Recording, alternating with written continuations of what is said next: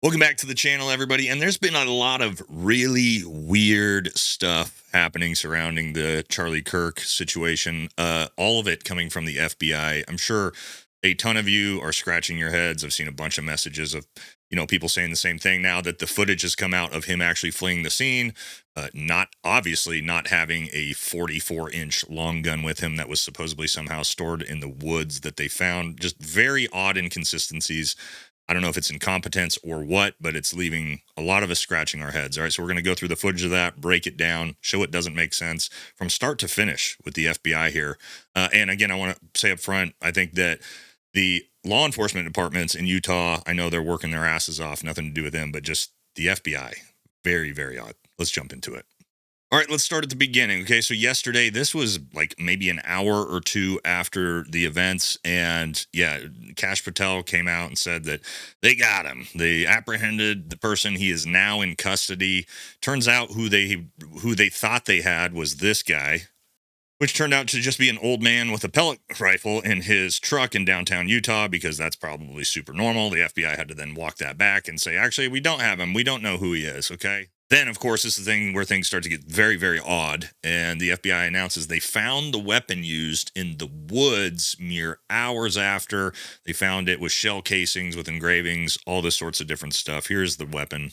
All right, remember they told us it was this Mauser 30-06. Okay, yeah, maybe that's possible. I mean, the idea that he somehow ran out into the woods and stashed it was a little weird to begin with, but okay.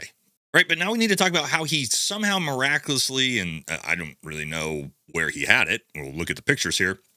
Got this 42 to 44 inch 30-06. That's almost a 4-foot long gun that you can't break down without tooling. To this event, and then somehow out into the woods after. Well, let's look at the pictures of him coming to the event. All right, so first picture here, okay, and everything I'm talking about is based off of the FBI's reported weapon used, okay? So obviously, this is not going to fit in a backpack that he has on. People are saying, oh, well, he had it stashed in his jeans, okay? Well, we can see him walking up the stairs here, both knees pretty much bent. Also, yeah, this weapon, guys, again, 42 to 44 inches long. It would be all the way up to his stomach here. It's a metal rod, essentially, through the barrel. Wouldn't be able to bend his knees at all this way. And also, you would be able to see either the buttstock would be huge down here, or it would be visible all the way up here. You can tell maybe he's got something small. I don't know, but he definitely does not have this giant long gun stashed in his jeans. All right, another picture of him here. It looks like maybe he has, an iPhone, a Samsung in his pocket here. You can tell a 44-inch long gun is not stashed in his little jeans here. Again, you would obviously be able to see the massive outline of this thing. Doesn't make any sense. Okay, so this is, I'm just, again, you guys tell me how he magically got this thing on the roof. Now, did he pre-stage the rifle on the roof ahead of time? Okay, sure, we could talk about that. But that doesn't explain away how when he flees the scene, he doesn't have a gun on him. All right, next is a video, I guess, is supposed to be him on the way to the event. I'm not sure on the reporting how perfect that is, whether it was leaving, going. We're going to assume heading to the event. He is walking with a little bit of a limp, and people are saying, okay, so he obviously has this giant long gun in his jeans because of this limp. Let's look at that, though.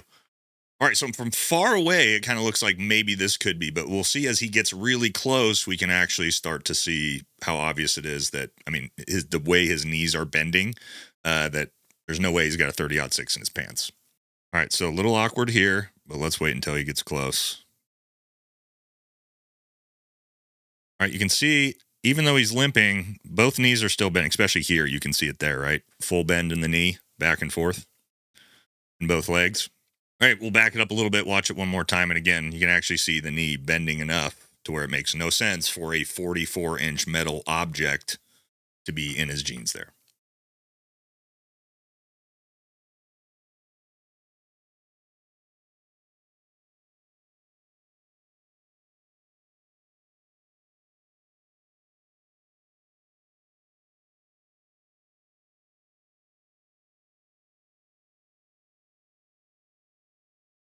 Right, so very, very difficult for me to believe that, again, watching this footage, he's got a nearly 4 foot long gun somehow stashed in his jeans up his shirt that we just can't really see. But let's say, hypothetically, it is, and the footage just isn't good enough. Well, he didn't leave the scene with a weapon. We'll show that. All right, a little bit hard to see, but we're going to slow this down. Okay, my point being with this, had he grabbed a giant long gun to run, he would have picked it up off the ground and he would have held it at his side horizontally. This is how we run with a long gun, right? It's just the way you would do it. You wouldn't grab it and somehow run with it at port arms or anything like that. So you can see as he runs across here, it's a little hard to see. There's definitely not some 4 foot object on him or next to him horizontally. There, nothing. There it is. Nothing. All right, we'll slow it way down.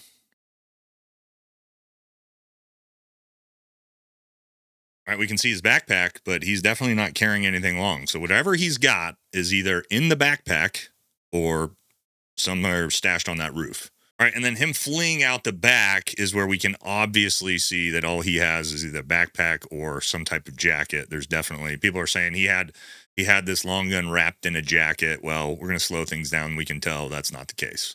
All right, and so him fleeing off the back is sort of the biggest one where you can see this type of stuff. All right, so first thing I want you to notice is, again, he's carrying nothing horizontally on his side. That's 4 feet long. We'd be able to see that.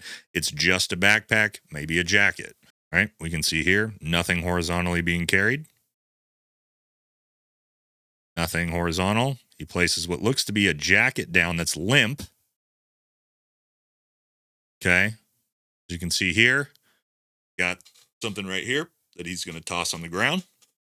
All right, important here, when we actually watch him pick it up off the ground, we can see it's just either a bag or a piece of clothing. There's not some 4 foot long metal object with him.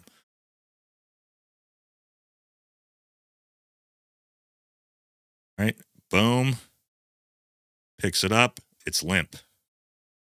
Runs off. You can see it shaking around. Looks like a bag.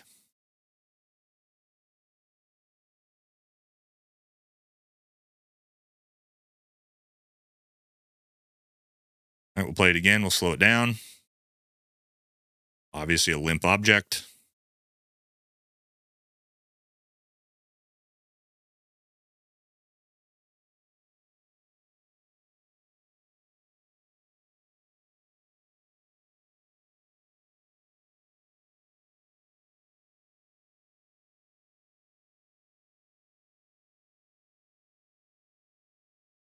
And you can see it. He reaches down, picks it up. It sways back and forth. It's about 1.5 feet long. He did not jump off that roof with a 44-inch 30-06. It's not a thing. To me, it doesn't appear that he flees the scene with a weapon at all, let alone a, precision long gun. I mean, maybe if we wanted to give some grace, he had a, short-barreled AR-15 that he broke down and put in the bag. But still, I mean, it wouldn't have been that floppy. So if he didn't leave the scene with a weapon, one, how did he get it into the woods to then, let's say he did break it down to somehow fit in that little bag.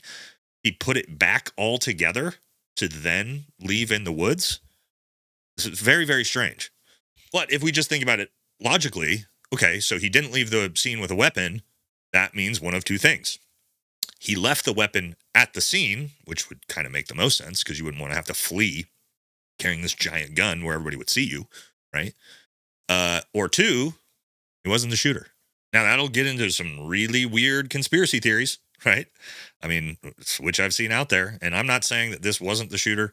I'm not saying that I think that necessarily. I'm just saying that the official story that we're being told by the FBI, that he somehow snuck this, 30-06 in his pants that we can't seem to see, takes the shot, very clearly doesn't leave with it, then gets it out into the woods for them to find just hours afterwards, which, again, I'm not really sure why he would have run off into the woods to begin with. To me, the whole thing is very, very weird. Now, is the FBI lying? Were they just rushing to get reports out and messing up? Was there just happened to be randomly a different rifle in the woods that they somehow found that they attributed to it, but that wasn't actually the gun? But if that's not the gun, then where was the actual gun? Is it up there? If it was up there, didn't you guys find it? All right. Honestly, I don't know, guys. Could the official FBI reports be true? Well, the gun he used obviously can't be. That's obvious. We broke that down. But, is this the shooter? Was it just some disgruntled college kid? Yeah, definitely could be. I'm not going to take that away, but I think the FBI's reporting on this, if that's the case, has made this whole thing look way, way sketchier than it needs to, because I don't see any of this being explained away. I just see the FBI just going, oh, never mind. We didn't have him. Oh, maybe that's not the gun. I don't know, guys. It's frustrating. There's a lot of really weird, if we want to get into conspiracy theory stuff, I'm sure you guys have seen a lot of really weird stuff surrounding all this. And yeah, now they got him. And of course, they're going to expedite the execution of this immediately, right? So this is the official story that we're going to get. And I don't think we're ever going to probably learn anything different. It's usually the way these things work.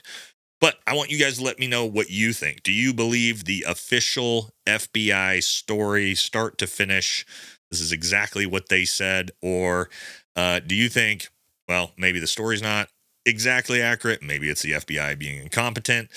Yeah, I've got my suspicions on this one. Everything is very, very odd. So anyway, just wanted to show you guys that to show, I know a lot of you have already noticed this. I see tons and tons of comments and messages all over the internet already talking about where's the rifle that he fled with. But yeah, just wanted to break it down, show you guys the videos of it.